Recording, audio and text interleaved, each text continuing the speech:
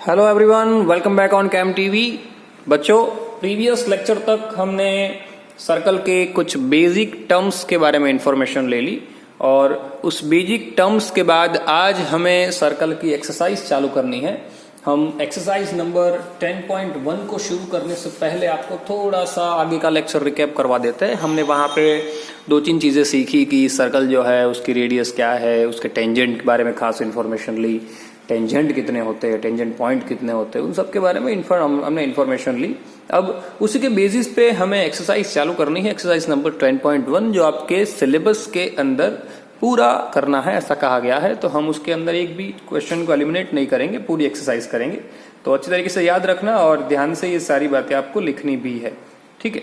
और साथ में इसको 2 टाइम घर से प्रैक्टिस भी करना है। तो ये चीज़ याद रखिएगा, जितनी प्रैक्टिस आप खुद से करोगे उतना आपके लिए ज़्यादा बेटर रहेगा। ओके, चलिए एक्सरसाइज नंबर 10.1 की ओर जाते हैं। आपकी एनसीईआरटी जो बुक है उसको खुली रखिएगा, ठीक है। क्वेश्चन जो है वो मैं दोहरा रहा हूं। जैसे कि भाई क्वेश्चन नंबर 1 आपको बताया गया है, फर्स्ट क्वेश्चन जो है वो that how many tangents can circle have.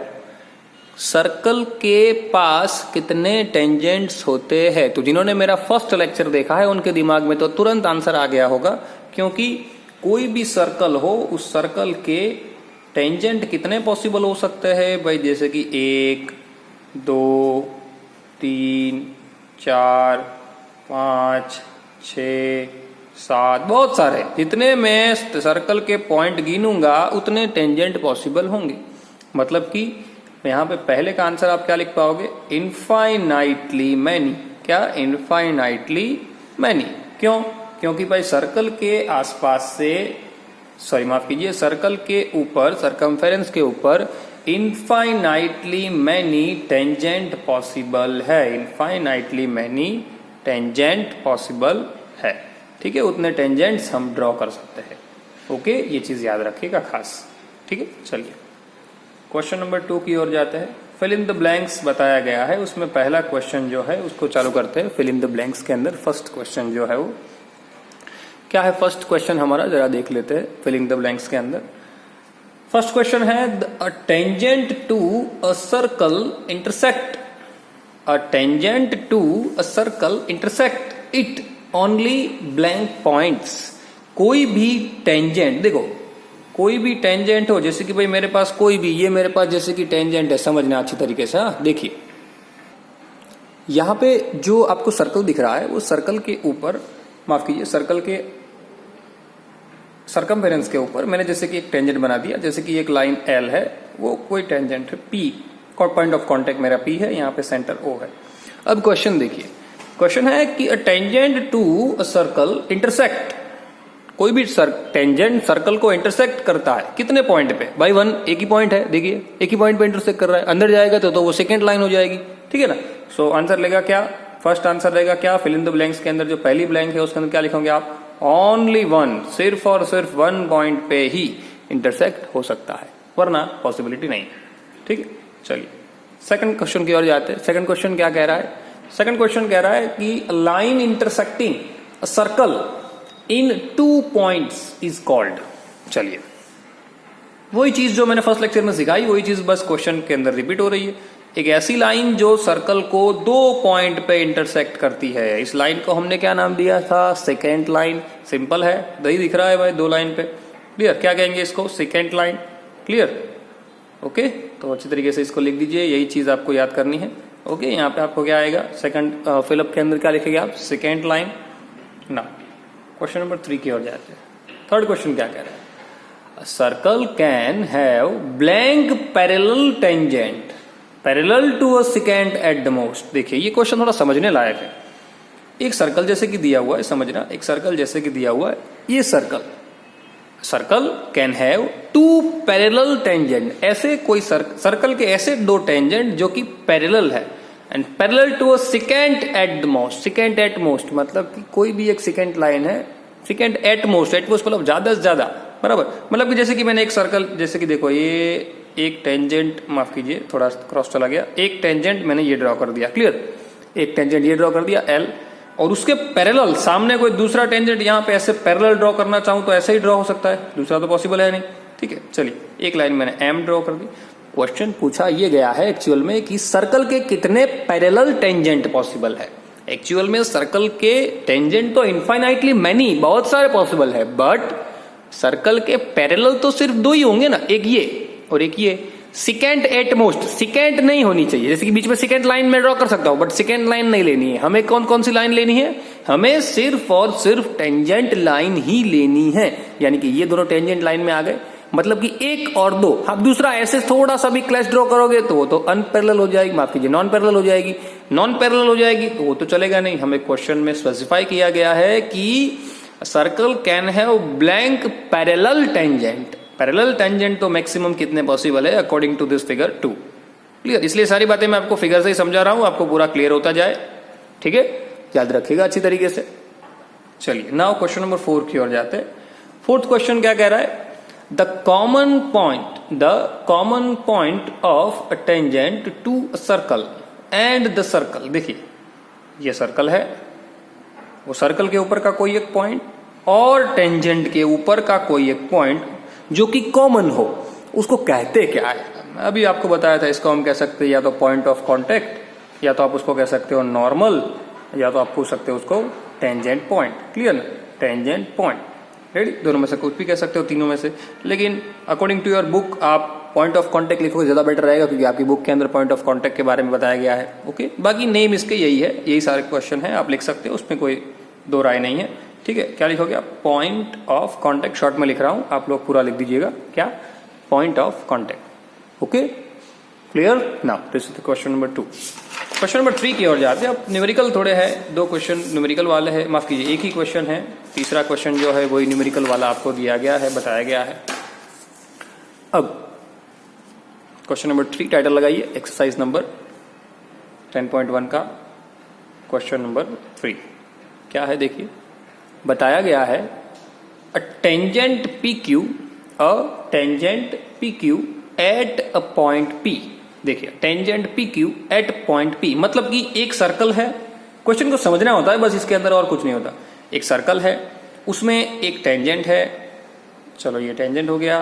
अब टेंजेंट के ऊपर ये लाइन एल लाइन मिलता हूं उसको मैं, tangent P Q at point P, ये पी क्यू है एट पॉइंट पी, और ये कोई क्यू बाहर होगा क्योंकि दिख रहा है एट पॉइंट, बताया गया है क्या? Tangent P Q at point P of a circle of radius 5 centimetre. Circle की रेडियस कितनी है भाई? 5 सेंटीमीटर। साइड में लिख देते हैं, आर दिया गया है 5 सेंटीमीटर। ना हाँ 5 centimetre meets line through the centre O at point Q so that O Q is 12। Centre O है, और एक और चीज बताई गई है ओ क्यू, ये ओ क्यू बताया गया है। ओ क्यू वो कितना बताया गया? 12 सेंटीमीटर। ओके, और रेडियस 5, तो अब मैं रेडियस को यहां पे दिखा सकता हूं 5, क्योंकि अब तो मुझे पता चल गया कि ये राइट एंगल ट्राइंगल ही बन रहा है। ठीक है, 5। यहां पे कुछ इतने ज्यादा उतावले बच्चे होते हैं कि ऐसे क्वेश्चन देख के आंसर फटाफट से लिख देते हैं और कह के आते हैं मेरे 100 में से 100 आएंगे, पर नहीं आते। क्यों? क्योंकि वो जो बच्चे जिन लोगों ने ये सारी चीजें पढ़ी हुई होती है, कुछ जैसे कि ये चैप्टर हो जाएगा उसके बाद, उनको दिमाग में ऐसा बैठ जाता है कि जो भी ट्रिग्नोमेट्री हम पढ़ेंगे आगे जाके, वो ट्रिग्नोमेट्री के अंदर हम अलग अलग टाइप के ट्राइंगल के अलग अलग रेशियो पढ़ेंगे, 3-3 ऐसी जोड़ियां पढ़ेंगे, ऐसी पैर पढ़ेंगे। ठीक है, जो आपको याद रखनी होगी, जैसे कि 5, 12 और 13।